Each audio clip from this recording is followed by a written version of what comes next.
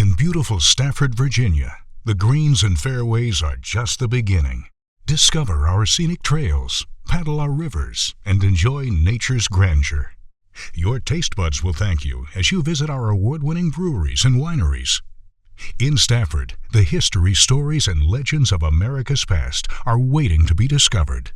Whether you're chasing outdoor adventure, family fun, or a place to unwind, Stafford has it all. Just off I-95 and closer than you think. Plan your visit at tourstaffordva.com. Stafford, where your story starts. Hello and welcome to the Golfin Around Radio Hour. I'm your host, Randy the Tank Tantlinger. You know, and 2026 is roaring in like a lion, and hopefully soon it will be a little baby lamb laying out there in the sunshine in the green fields, just playing and giggling as we start golfing around for the 2026 campaign. And I'm so excited. We're heading back for our annual tournaments in St. Andrews, Scotland, where Team USA will play Team Scotland, and hopefully this year we can win finally. Then, of course, we're heading back to the Emerald Isle, where my bloodline traces back to Ireland, the land of Erie, as they call it. And, you know, I just love Ireland. I don't even know how many times I've been there so far. Last year, we had an incredible experience in Northern Ireland. Of course, the Open Championship was played at Royal Portrush in Northern Ireland last year. And as we head back this year as Team USA versus Team Ireland, we'll be playing that event in the Dublin area. Then, of course, playing the good old guys, my boys there, Tommy Muldoon, at our D golf links. And again, we will get beaten by the Irish on their own home links. One of the wonderful stops that we're going to make this year in Ireland is an incredible Jack Nicklaus designed course with a house, a castle that was built in the 18th century at Mount Juliet Golf Resort. And I'm joined this morning by the head man in charge, Connor. Connor, you are the head man, aren't you? Connor's not quite, but I am. So I'm here, Randy. So Connor does all the paperwork. He does all the hard stuff, and I just be the pretty face at the front. Oh, there we go. Matt Sandercock, who's the head PGA director of golf at Mount Juliet, is taking time out to join us. Now, I'm in Pittsburgh, PA. Matt is about 5 hours ahead of us in the Emerald Isle of Ireland. Matt, you're in County Kilkenny. Please, for folks who don't understand the topography and geography of Ireland, where is County Kilkenny compared to Dublin? Well, Randy, we're an hour and a half south of Dublin Airport, so it's an easy commute down. It's literally straight south from the airport, and then you come down to the beautiful Kilkenny. I would say the home of hurling. I will get told off for that by many Tipperary fans or hurling or other counties that we don't mention. You're talking to Americans. What is hurling? Hurling is the fastest game on grass. It's probably the toughest game as well for all those that maybe have not watched anything other than what we play over here. So if you think of hockey, field hockey in the air is probably the best description, with no pads, no real protection, one helmet, one stick, and a cricket ball, baseball equivalent. So it's a super game, amazing game, and something that Kilkenny's heritage is really a strong part of, that is the hurling world, and that's where the sport for us is huge in Kilkenny. Wonderful, wonderful, wonderful. You know, about an hour and a half south from Dublin is the Mount Juliet Resort. And Matt, when you have a pedigree as a golf course in Ireland, it means something. You have hosted the Irish Open how many times now? We've done 5 now, 5 Irish Open since our 1991 birth. So it's a good record. And some of the big names that have played in that tournament would be? We've had Rory. Obviously, it doesn't get much bigger than that these days. We've had Rory, Shane, Porrig. You look back over the years, we had Sunic Fowler win here, Bernard Langer win here, Seve played here in 93. We had Sam Torrance win in 95. And then outside of the Irish Opens, I'm sure we'll get there, is the World Golf Championships. We're the only Irish host of not one, but two of those. So we have an incredible history, and that was obviously the best players in the world back in 2002 and 2004. So there's not many greats that have not stepped on our golf course, and we're looking forward to welcoming those that maybe not so great in skill level, but definitely great in the mindset. Yeah. Now, folks, think about that. Matt mentioned some of the greatest names ever to play golf, especially Rory in the current modern era. These guys don't go play junky golf courses, Matt. To stand out amongst some of the greatest names of golf courses in the world is Mount Juliet. And of course, we've got to go back to the Golden Bear himself. He laid out the first 18 holes there at Mount Juliet, and that was the first Nicklaus course in Ireland? Yep, certainly was. Yeah, he was commissioned to do the design, began in 1989 and completed in July 1991.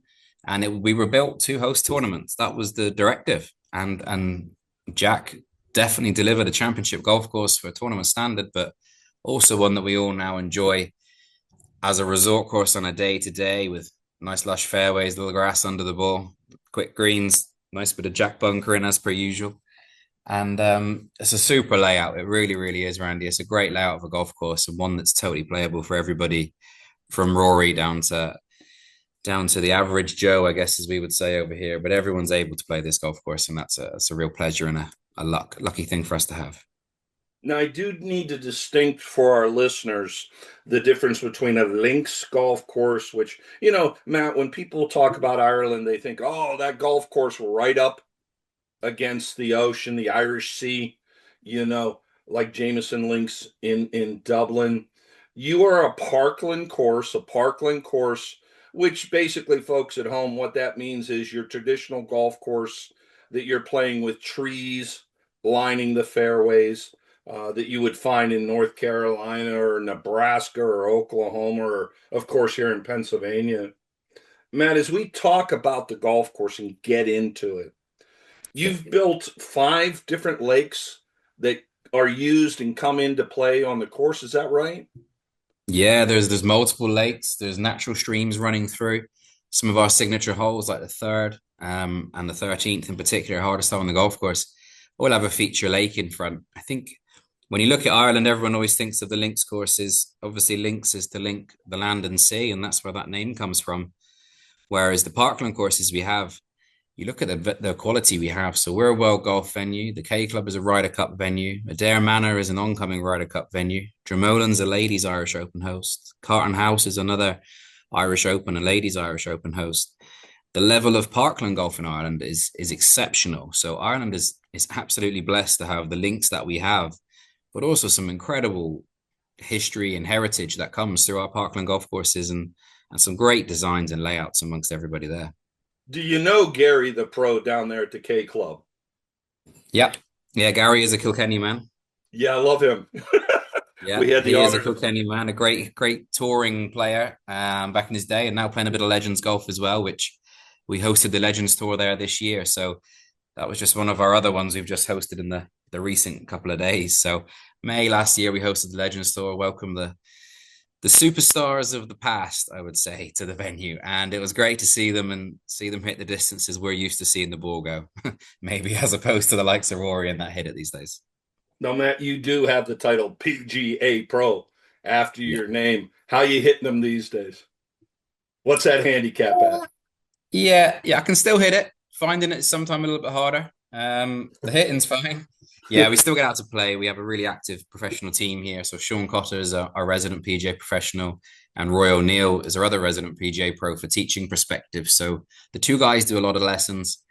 We've taken on and play with the members a good bit, and we try and be as active as we can, as well as being we're a Callaway high performance venue. So we do a lot of fitting for the next generation of superstars through Callaway, as well as our average guests and members looking to improve their own game by equipment as well as lessons. So PGA is a big deal of what we do here as a team. We're all professional. We want to make sure everyone's getting the right advice and following the likes of Tiger's footsteps, who was a winner around here. We want to create as many winners as we can. I love it. Again, you're listening to Golfin Around Radio Hour. I'm Randy the Tank Tantlinger, joined by Matt Sandercock of the Mount Juliet Resort about an hour and a half south of Dublin, Ireland. And, it is one of the most prestigious Parkland courses in Ireland, having hosted some of the best golfers in the world on the land. Let's talk about the land, Matt. The 18th century. That was a couple of years ago, Matt. I heard about it. Yeah.